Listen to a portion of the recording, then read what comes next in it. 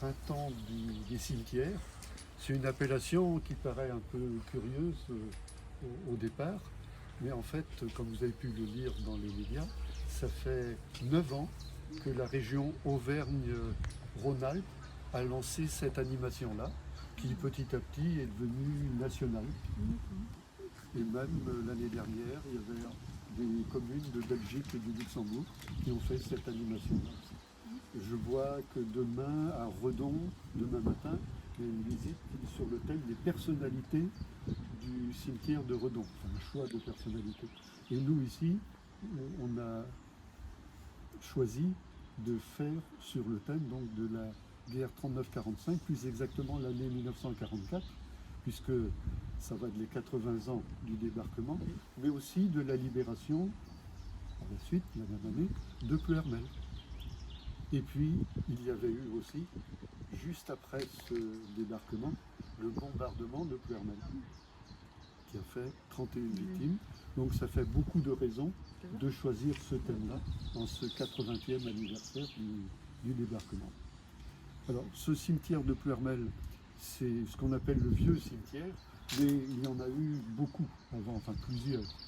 Et notamment, boulevard Foch. Et quand le boulevard Foch a été percé, eh bien, le cimetière qui se trouvait là, qu'on appelait de la Chapelette, a été transféré ici, à Fontilot, si bien que vous verrez qu'il y a des tombes anciennes qui datent du 19e, voire du 18e siècle, et que l'on a toujours la possibilité de voir ici. Donc aussi de prendre ce moyen-là pour rappeler des épisodes historiques où des Pluhermelais ont joué un rôle. Alors cette première tombe, on voit des plaques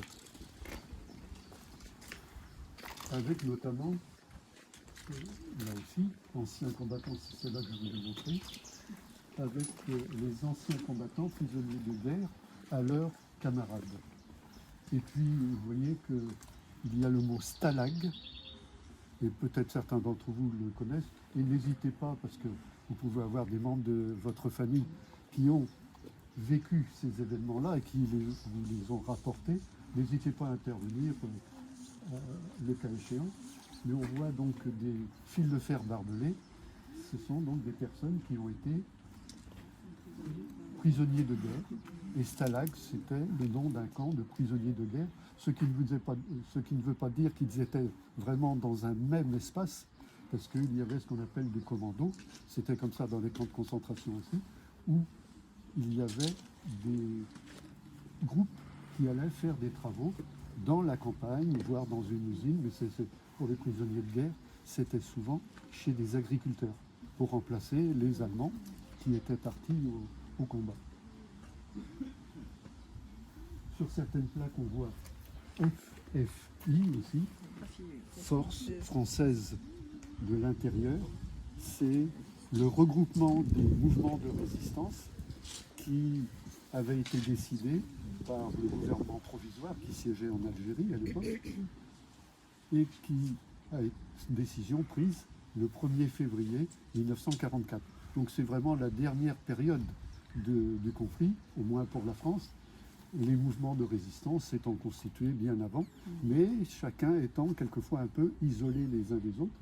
Et le général de Gaulle de Londres avait tâché d'organiser justement non seulement les forces françaises libres, ceux qui combattaient sur les théâtres notamment des colonies françaises de l'époque, mais aussi il essayait de réunifier la résistance intérieure. On connaît le rôle de Jean Moulin, mais aussi, plus tard, de ces forces françaises de l'intérieur. Pour donner une idée de notre visite, on a 3 groupes, donc finalement. Les combattants, qu'on appelle maintenant anciens combattants, mais qui ont été mobilisés donc en 1939, même si la ruée allemande n'a eu lieu qu'en mai 1940, en 5 semaines, les combats étaient quasiment pliés, et c'est surtout en 1940 qu'il y a eu donc des morts français. Et puis reprise, bien sûr, sur le territoire français en 1944. Entre-temps, les forces françaises libres était, comme je disais tout de suite, sur le théâtre des colonies de l'époque, en Afrique du Nord par exemple. Le deuxième, c'est donc les résistants, qui n'avaient pas d'uniforme, qui sont issus de la population et qui ont voulu participer à la libération, ou du moins à préparer une libération, notamment en réceptionnant des parachutages d'armes. C'est le cas à Pleuhermel. Et qui se sont renforcés progressivement, surtout en 1943-1944. Et puis le troisième groupe, ce sont les victimes civiles du bombardement, donc du 12 juin 1944. Donc au niveau date, 1939-40, et puis 1944, où on avait davantage d'événements pour Pleuhermel. Entre-temps, Pleuhermel, comme toute la France du Nord, puis la totalité de la France, était occupée par les Allemands. Et les Allemands occupaient en particulier une partie de l'hôpital, ce qui est aujourd'hui le lycée Lamennais, une partie de la maison mère, et également des bâtiments rue du 8 mai 45, quelques bâtiments publics. Et puis, ils avaient aussi au Bignon des zones où ils avaient installé notamment des citernes d'essence qui, semble-t-il, avaient été visées lors du bombardement de Pleuhermel. Alors, on ne va pas aller tout à fait dans l'ordre chronologique, c'est pour ça que je vous présentais un petit peu l'ensemble. Alors, quelles sont nos sources? Les témoignages des résistants, on les trouve dans la presse. Ils ont gardé, pour certains d'entre eux, des récits par leur association, par exemple. Il reste un résistant, M. Marcel Bergamasco, qui était aux cérémonies du 8 mai 45, du 8 mai, l'autre jour, voilà, pour 2024. Et puis, il y a Raymond Duroc, qui n'est pas là aujourd'hui, qui a vécu, il était jeune à l'époque, et il s'intéresse beaucoup à l'histoire. Et il nous a beaucoup documenté, en particulier pour le bombardement. Il est souffrant aujourd'hui, sans ça, il serait avec nous. Et puis, il y a les archives aussi. Le film également va compléter, par exemple, le rôle de la gendarmerie dans la résistance à Pleuhermel, et puis au niveau départemental. On ne le voit pas dans le cimetière, c'est pour ça que nous, on n'en parlera pas davantage, mais vous l'avez vu ou vous le retrouverez dans le film documentaire qui a été fait pour les 70 ans du débarquement. Donc le film, là, a 10 ans. Mais il est toujours très intéressant et prenant, hein, comme on le voit. On va s'avancer un peu vers la stèle en mémoire des victimes civiles du bombardement. Où ont été inhumées des victimes du bombardement qui n'avaient pas forcément de tombe familiale. Parce qu'on en verra aussi dans le cimetière, il y a des tombes familiales où des personnes victimes du bombardement ont été inhumées.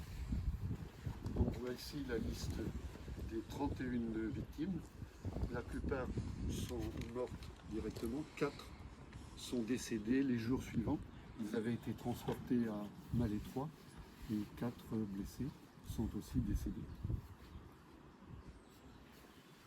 Parmi les sources, je peux citer aussi le curé de l'époque, le chanoine Pahin, qui a laissé plusieurs pages. Et il se fait un observateur attentif de ce qu'il a vu. Alors, le bombardement du 12 juin 1944, donc on le situe 6 jours après le débarquement, et ça a un lien avec le débarquement, puisque le but des Alliés, quand on dit Alliés, c'est essentiellement américains, anglais, canadiens, il y en avait beaucoup d'autres, mais pour l'aviation, c'est essentiellement les Américains et les Anglais. Le but, c'était d'empêcher que les Allemands qui occupaient la France se dirigent vers la Normandie et puis rendent plus difficile encore l'implantation de cette pointe de débarquement qui, au départ, est très fragile. Donc, les résistants avaient eu les ordres déjà le mois précédent, de faire des essais pour faire des sabotages sur les gares et sur les voies ferrées et Pleuhermel. Et puis, ce jour-là, parce que les voies étaient encore en activité. Ce 12 juin 1944, les Américains donc, décident de faire un grand bombardement sur les lignes, en particulier Pleuhermel, la Brohinière. Alors il y avait différents lieux plus précis dont je ne fais pas le détail, mais sur Pleuhermel, il y a donc eu 4 vagues. Le but était de détruire le pont de la Trinité, près de la zone commerciale, là, Leclerc, et puis la gare. Mais les aviateurs américains bombardaient d'assez haut, 3000 mètres environ, et donc c'était très imprécis, si bien que les centaines de bombes qui sont tombées se sont éparpillées. En particulier, il y a eu 4 vagues de bombardiers, et il semble bien que la deuxième vague n'ait pas eu les bons repères, et c'est cette deuxième vague qui a touché la ville. Alors, il y a quand même pas mal de quartiers qui ont été touchés.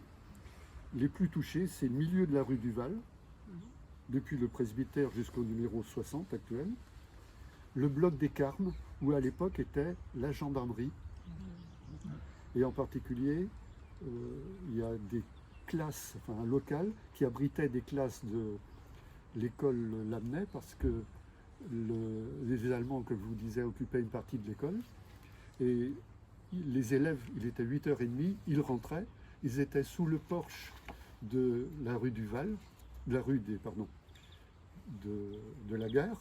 Je ne sais pas si vous voyez ce porche. Donc ils étaient sous le porche quand une bombe est tombée sur le local qu'ils allaient occuper 70 mètres plus loin. Donc il y a peut-être eu quelques blessés, mais je n'ai pas l'indication exacte. En tout cas, ils étaient tous sains et saufs, alors que 10 minutes plus tard, ils étaient installés dans leur classe et il y aura eu des dizaines de morts certainement. Et parmi les zones touchées, il y a aussi la place de l'Union, la rue Jagotière, qui a été presque entièrement détruite.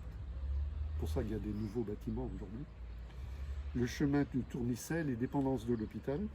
Les dépendances de l'hôpital ont été bien touchées. Il y a une bombe qui est tombée sur la salle d'opération, mais elle n'a pas explosé. Heureusement, parce que... Mais l'hôpital n'était plus en état de rendre les services nécessaires les jours suivants. Et puis beaucoup sur la zone du Bignon, l'école Saint-Joseph, le pensionnat du Sacré-Cœur, la chapelle du Sacré-Cœur, pendant plusieurs années, ses vitraux étaient détruits et elle était abîmée, si bien qu'elle a été réparée aussi dans la période de l'après-guerre déjà. Et puis enfin, la zone des touches, parce que le lendemain aussi, il y a eu un nouveau bombardement, parce que le premier bombardement, les photos aériennes ont montré que le résultat était médiocre, disaient les spécialistes américains. Donc le lendemain, d'autres bombardiers sont venus et le secteur de la touche a été très, très touché. Mais assez peu la voie ferrée et assez peu, pratiquement pas la gare.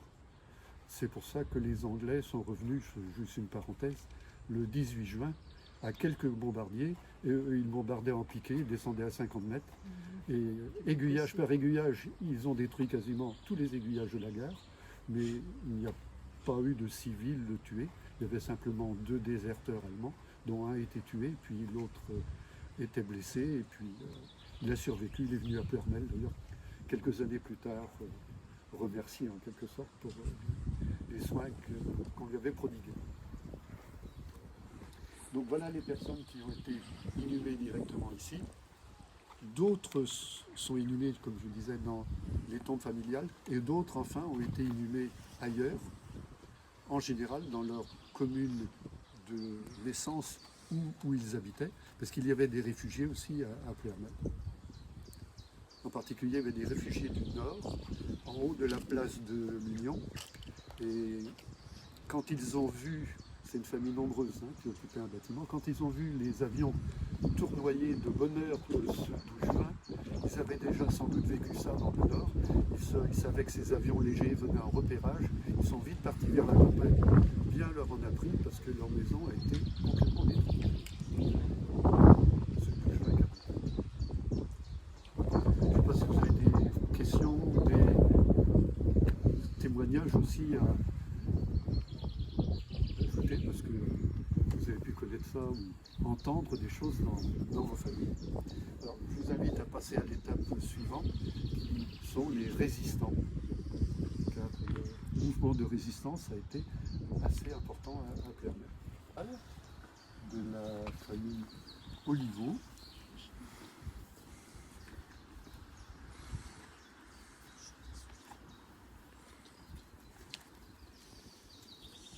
La famille Oliveau habitait rue des Patarins. Il y avait beaucoup de membres de cette rue qui ont participé à la résistance. Et Victor et Firmin Oliveau, Firmin c'était son père, ont été arrêtés. Oui. Aussi.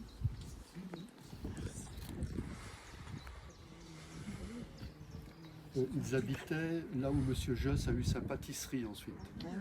Ils étaient eux-mêmes pâtissiers. Et donc ils faisaient partie du mouvement de résistance et Firmin avait été arrêté. Il avait 76 ans et lors de son transfert vers Compiègne, sans doute pour une déportation, il est décédé à Tours en 1944. Il y a une rue qui porte leur nom. Oui. Il y a une rue qui porte. Près du centre des impôts, là, par là. Et son fils Victor est mort en déportation. Et le grand-père, qui s'appelait aussi Firmin, était décédé pendant la guerre 14-18 au combat de 14-18.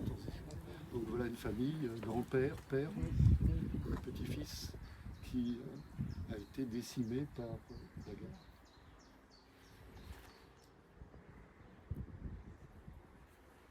Servait, semble-t-il, à entreposer les corps lorsqu'il y avait des obsèques qui n'étaient pas proches. De la guerre 14-18 à Ploermel. Quand on regarde la liste sur le monument aux morts, c'est impressionnant.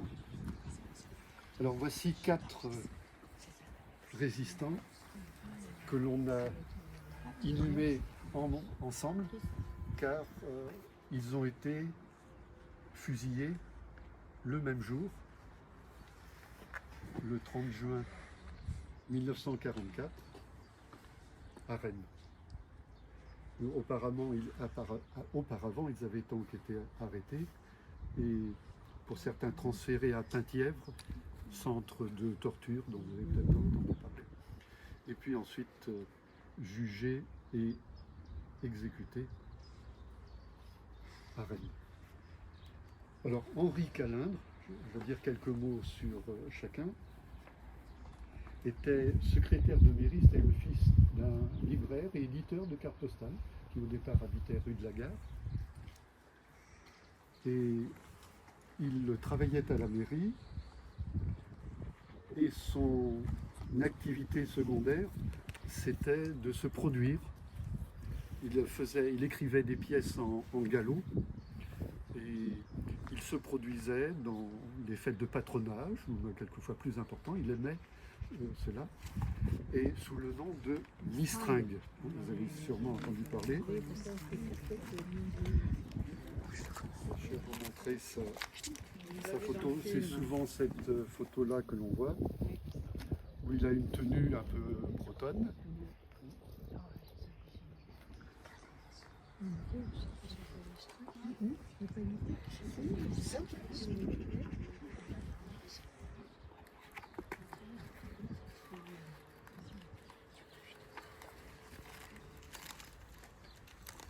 Et donc, comme d'autres résistants, il réceptionnait des parachutages, donc ça veut dire qu'il faut être au courant et puis se rendre sur les lieux la nuit en échappant aux forces allemandes, qui étaient quand même plusieurs centaines rien qu'à Ploermel, et se retrouver au bon endroit et cacher très rapidement les armes que les avions alliés parachutaient dans différents lieux, comme à Saint-Marcel par exemple, dont on reparlera. Et puis il faisait des transferts aussi d'armes, et c'est au cours d'une de ces actions qu'il a eu un accident de voiture et il a été hospitalisé. Et c'est là que les Allemands qui avaient vent de ses activités sont venus l'arrêter.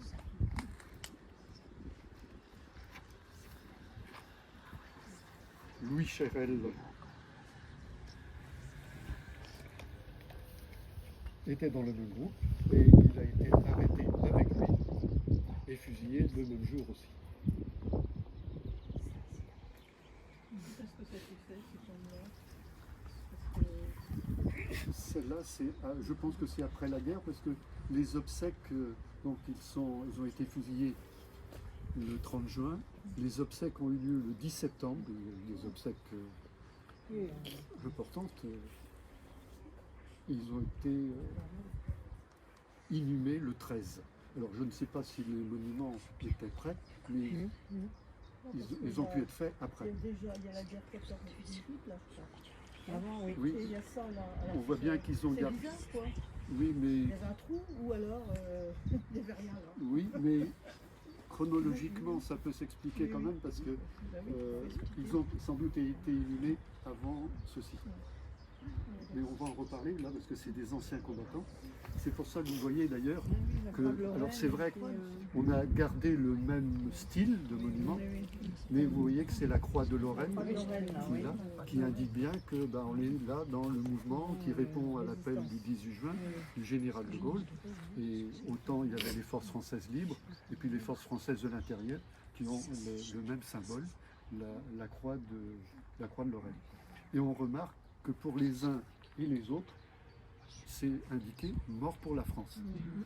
C'est une appellation qui signifie que, alors il y a beaucoup de catégories, mais c'est une mesure qui est prise officiellement, pour fait d'armes ou pour être victime dans des activités qui étaient en lien avec la guerre et pour le salut de la patrie, et qui donnent droit après, notamment par exemple d'être veuve de guerre pour les victimes qui sont mariées ou pour les enfants pupilles de la nation, ou en tout cas tel ou tel dédommagement pour la famille, pour compenser entre guillemets, si on peut utiliser le terme.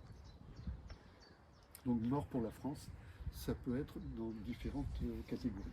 Donc Lionel d'Orléans, comme Paul Hervy, il était employé à l'entreprise industrielle et il habitait rue de la Santé à Ploërmel. Et c'est en 1943 qu'il s'est engagé dans le groupe de résistants. Fin 1942, il y avait l'enfant, c'est son nom de famille, qui avait sauté dans la région du Lac-au-Duc, on appelait ça la mission Coquel, et qui a contacté des résistants à Ploërmel, dont Henri Calin, Louis Chérel, d'Orléans, peut-être un peu plus tard, et qui a constitué donc des groupes de résistants qui se sont étoffés avec le temps. Mais en 1943, ils sont encore assez peu nombreux. Il a été arrêté donc, le 19 février 1944. Il était muni de faux papiers, mais on l'a reconnu quand même. Paul Hervy, il était mécanicien à l'entreprise industrielle et il a été arrêté aussi parce qu'il avait caché des armes parachutées. Et donc tous les quatre, on les a regroupés dans ce carré puisqu'ils avaient été fusillés en même temps. Thème pour le printemps des cimetières, le thème qui était proposé au niveau national, mais je vous ai dit peut-être pourquoi on a choisi, nous, ici, l'année 1944, c'était le rôle des femmes.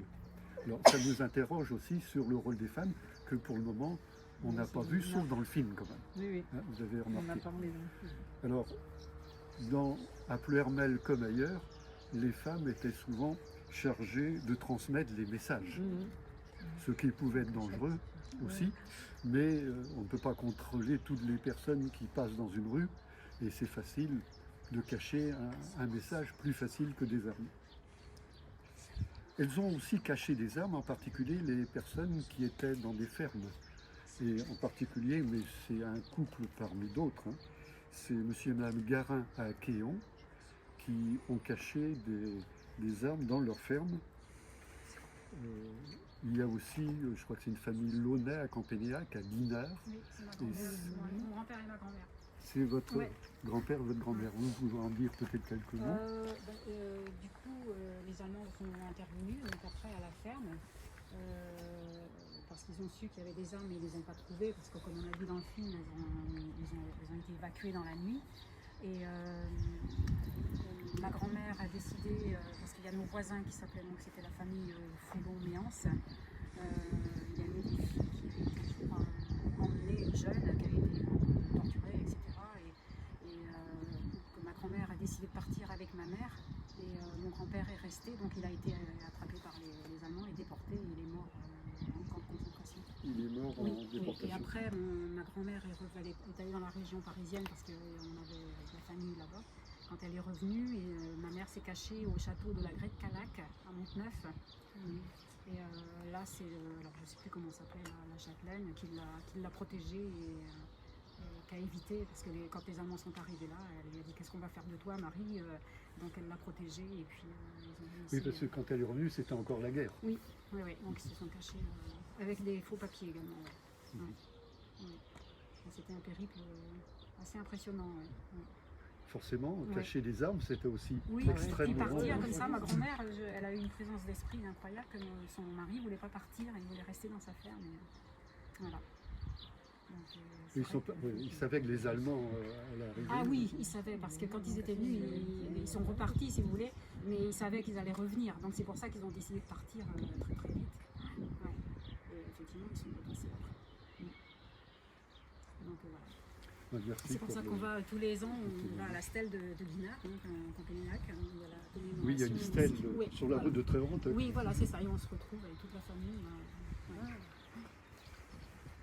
Bien sûr, merci, parce que vous voyez, c'est on pourrait dire presque exactement le même modèle que pour les tombes de la guerre 14-18.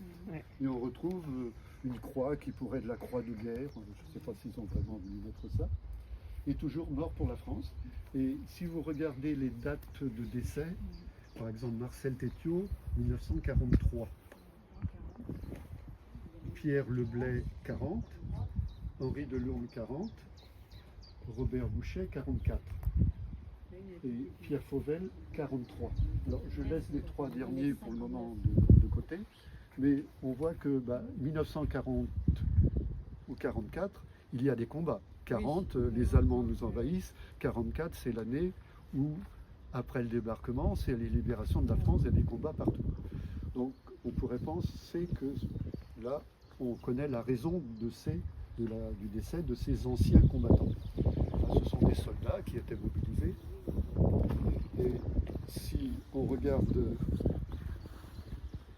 Pierre Leblay, mort le 17 mai 1940, à l'âge de 30 ans, à Roquigny dans l'Aisne.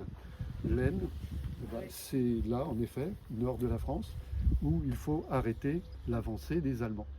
Donc c'est lors de l'invasion allemande qu'il a été tué. Pour Henri Delourme, c'est le 23 mai, c'est la même chose. Il y a une erreur sur la stèle.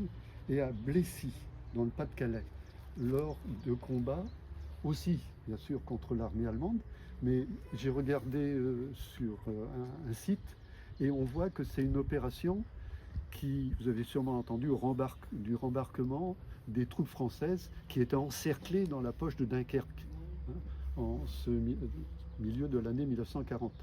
Et ils devaient être embarqués par les navires anglais. Au départ, c'était seuls les Anglais qui devaient partir. Mais bon, Churchill a décidé que les Français pourraient aussi rembarquer parce qu'ils étaient vraiment encerclés. Ils étaient pilonnés par les Allemands. Et il y a eu des combats pour atteindre cette poche vers Dunkerque. Pour Henri Delourme, c'est vers Boulogne. Et c'est au cours de ces combats que dans les marais, ils ont été pris par une batterie allemande qui était cachée et qui a tué beaucoup de soldats français. Mais une partie d'entre eux ont réussi à rejoindre la côte et à sans doute être embarqués après vers l'Angleterre pour continuer le combat. Comme beaucoup de Français, ils ont été plusieurs dizaines de milliers à rejoindre l'Angleterre à ce moment-là. Alors pour les autres, 1943. Et je vois par exemple sur l'acte de décès qu'il est décédé à 22 ans à Neunkirchen en Allemagne. Décédé en 43 à 22 ans en Allemagne. Il y a une supposition que l'on peut faire, ça n'est pas dit là, Il devait être prisonnier, et pour une raison ou pour une autre, est-ce qu'il a été blessé, un accident de travail, un bombardement, il devait être prisonnier. Enfin, c'est une hypothèse que l'on peut faire. Pour Robert Bouchet, il est mort à 21 ans à Ranspach, dans le Haut-Rhin. Décembre. Les combats se déroulaient vers l'Alsace et on peut penser qu'il était dans la première armée française de Lattre et qu'il repoussait les Allemands vers l'Est. Et c'est à cette occasion-là que dans un combat, il a été tué. Pierre Fauvel, 1943. On peut penser que c'est comme pour Marcel Tétiot, puisqu'il était à Berlin-Tempelhof.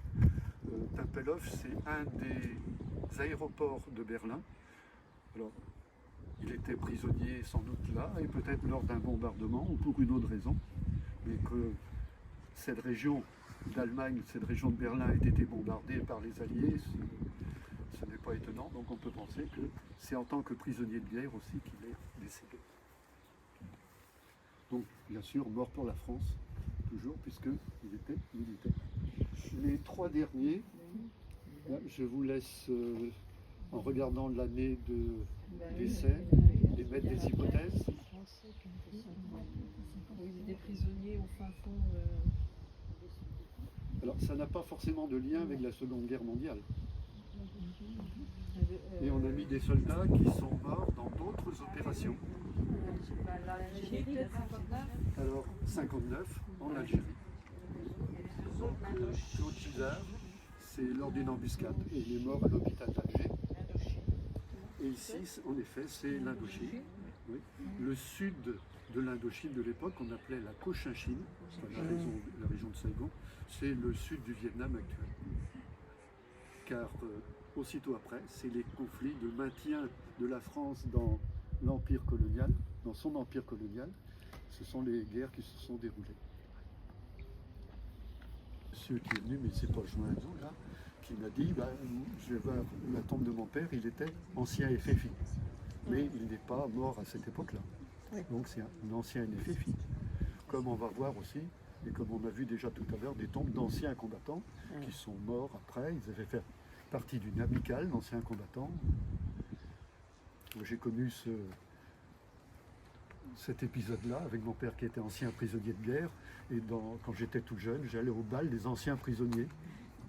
Et je trouvais que la Seconde Guerre mondiale, dans ces années 50, était très loin. Et que les anciens prisonniers, je les trouvais déjà un peu âgés, mais ils avaient la trentaine pourtant. Je disais qu'on allait reparler du camp de Saint-Marcel, qui était toujours dans l'optique des Américains, enfin des Alliés, de retenir les troupes allemandes en Bretagne ou ailleurs en Gascogne, dans les Alpes, pour qu'ils ne viennent pas renforcer les défenses en Normandie. Donc le camp de Saint-Marcel, on sait que c'est des armes parachutées, regroupement de résistants dans quasiment tout le Morbihan, c'était plusieurs centaines. Et parmi eux, Gustave qui avait 18 ans, il était étudiant à l'époque.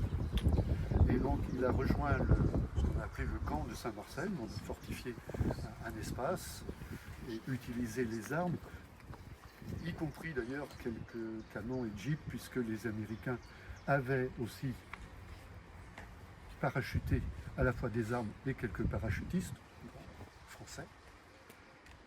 Et il était revenu à Pleuhermel chercher du ravitaillement, et c'est lors de son retour qu'il a été arrêté par les Allemands.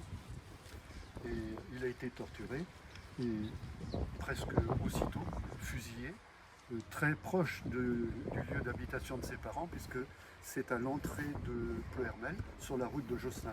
Quand on vient de Josselin, en haut de la côte, à droite, vous avez un monument assez impressionnant qui est en sa mémoire. Et donc je vous montre la photo.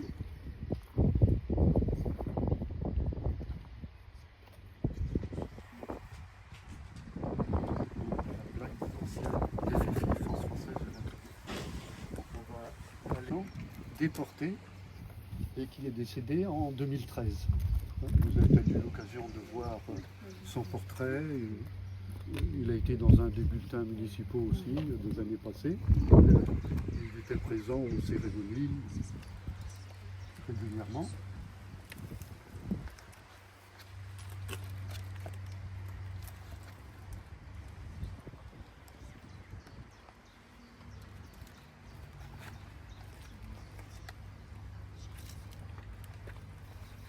Alors, il a témoigné, donc, après être revenu, de son passé de déporté. Il a été déporté donc, le 28 juin 1944. On voit que les arrestations, parce que les résistants étaient sans doute plus actifs et parce que les Allemands aussi davantage sur leur carte, il y a eu beaucoup d'arrestations à cette période-là. Et il a été déporté donc, le 28 juin 1944 vers le camp de Neuengamme en Allemagne du Nord. Alors, sur cette carte, vous avez les différents camps qui sont indiqués. Il n'y a pas les limites de l'Allemagne parce qu'à cette époque-là, ils avaient tout envahi le centre de l'Europe. Et vous voyez Neuengamme tout à fait au nord. Alors, il a laissé, on nous a dit à peu près 25 pages, mais sur le site des anciens de Neuengamme, je n'ai trouvé que 3 extraits, mais c'est déjà très intéressant, où il raconte ce qu'il racontait aussi aux élèves des classes où il allait. Il y a un article, le passage où il dit « Vous n'êtes plus qu'un numéro ». Il raconte d'ailleurs qu'il essayait de le retenir parce qu'il était dit en allemand, et comme il ne comprenait pas bien, il avait peur de ne pas être assez réceptif. Je travaille à remplir les wagonnets de glaise. Je vous le lis si vous voulez, ce passage-là. Un moment, je travaille pour la briqueterie. C'était une entreprise qui avait été spoliée à un juif. Et il a travaillé donc quelques jours à la glaisière.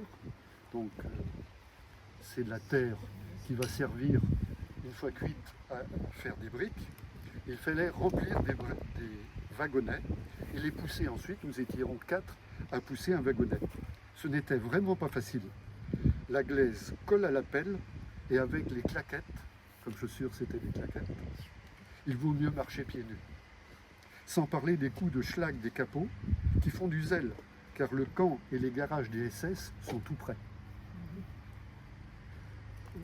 Quand on sait que comme habillement ils avaient un pantalon et une veste, et quand on sait les températures qu'il fait l'hiver au nord de l'Allemagne, je crois qu'il faut imaginer ça pour se rendre compte.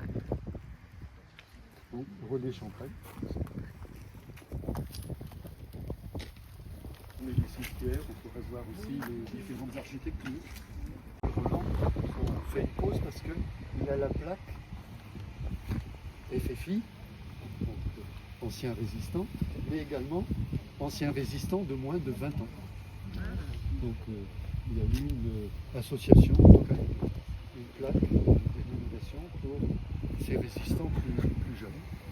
Donc Gustave Lemeur faisait partie de ça.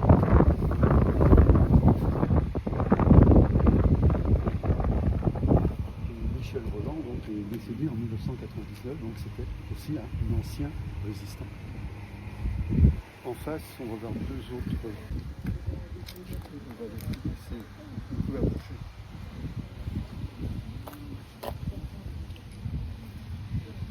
Donc des victimes civiles du bombardement, en particulier la famille Bourbasquet, dont vous voyez 3 membres ont péri dans ce bombardement. Le père et ses 2 enfants de 6 et 3 ans. Et Madame Bourbasquet est partie faire des courses, faire des provisions avec un autre fils. Et c'est pendant ce temps-là que la bombe est tombée sur leur logement et qu'ils ont péri. 3 de la même famille, dont on a les portraits. Et ici, Madame Hamon, qui est également victime du bombardement, qui est inhumée dans la tombe familiale. Donc on voit qu'il y a une plaque pour le capitaine mort le 16 mai 1940. On nous dit que c'est à Limal en Belgique, c'est entre Bruxelles et Namur. Et c'est le moment où les Allemands ayant envahi la Belgique malgré sa neutralité été, les troupes françaises vont s'avancer en Belgique. Et c'est au cours de ces combats, pour tenter d'arrêter les Allemands, que le capitaine de l'Andélie est décédé. Ça fait partie des tombes, au passage, qui ont été récemment restaurées pour conserver des tombes anciennes ou qui ont un caractère architectural. On en voit deux là qui ont été déplacés à un autre endroit du cimetière. Parce qu'on a remarqué que, vous voyez les croix sculptées sur un coussin. Vous voyez que la deuxième est plus enfoncée dans le coussin. C'est quand même intéressant. Et on avait proposé aux élus de les conserver. Et puis ensemble, donc, on est convenu que cette allée-ci reste, puisque c'est les tombes les plus anciennes, témoin des passages les plus anciens du cimetière. C'est toute cette allée. Alors il y aura d'autres tombes à restaurer au fur et à mesure. Mort pour la France, le 18 mai 1940 à Belle-Anglise dans l'Aisne. On retrouve le même département, on retrouve la même configuration des armées françaises qui tentent de stopper l'avancée allemande. Donc Henri Prin, 26 ans. Moi, qui avait déjà connu en tant que maire la guerre 14-18, puisqu'il était maire de 1904 à 1952. Ah oui. Et il a joué un rôle intéressant dans la mesure où, par exemple, lors de l'entrée des Allemands, vous avez vu dans le film, il demande ne manifestez pas, restez chez vous. Il savait aussi anticiper pour éviter toute provocation ou mouvement de foule. Il dit. Il y avait eu d'autres mandats. Et deux enfants de la famille Rau qui habitaient près de l'église et qui sont décédés. Alors l'un d'eux, François, le jour même, et sa sœur Marie, quelques jours plus tard, à l'hôpital de Malais-3, à la clinique de Malais-3, où elle avait été transférée, puisque l'hôpital de Ploermel n'était pas utilisable.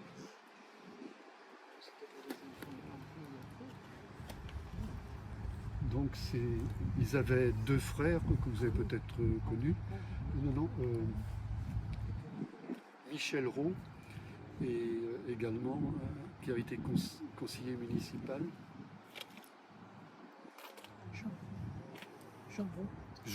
Jean, voilà, je cherchais le prénom. Donc Jean et Michel. Et Michel Rau, quand il témoignait, il disait, vous avez peut-être lu aussi, ma mère, le jour même, était jeune, elle est devenue vieille.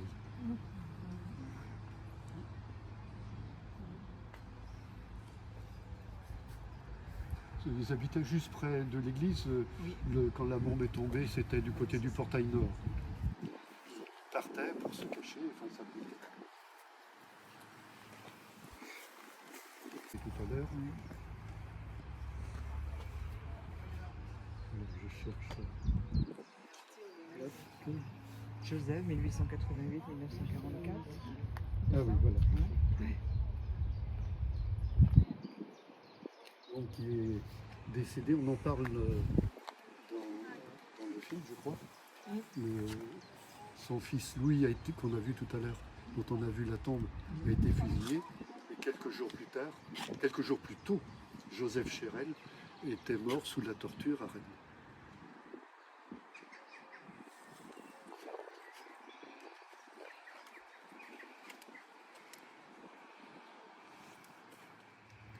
Voilà, le but de la visite, je ne sais pas si vous avez d'autres questions. On a bien retrouvé, effectivement, c'était un rapport au film, en fait. Oui, c'est complémentaire. Oui. Le but, c'est de montrer que lieu de mémoire, le cimetière est aussi un lieu d'histoire et qui permet de situer des événements, de se remémorer des événements éparpillés dans l'histoire, mais qu'il est bon Merci. Donc par ces visites, nous voulons montrer que les cimetières, qui sont des lieux de recueillement, de mémoire, sont aussi des lieux d'histoire, puisque c'est l'occasion d'expliquer le contexte des événements qu'ont vécu ces personnes qui ont participé aussi à l'histoire.